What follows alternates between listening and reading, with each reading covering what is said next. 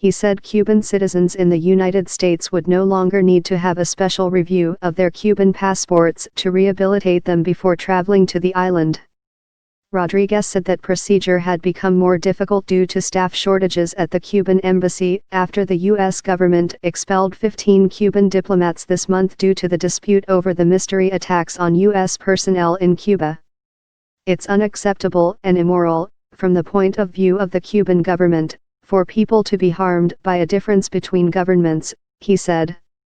While the United States has not formally accused Cuba of carrying out what it says are attacks that have caused hearing loss and cognitive issues in its diplomats, President Donald Trump said last week Havana was responsible.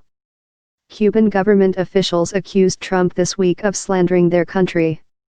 Tension over the alleged attacks, some of which involved high-pitched sounds, came after Trump said in June he wanted to partially roll back the historic détente between the United States and Cuba, ordering tighter restrictions on travel and trade.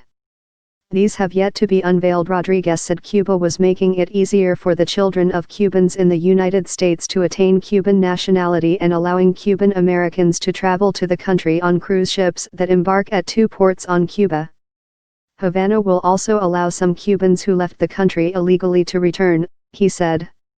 There are roughly 2 million Cubans or Americans of Cuban origin in the United States.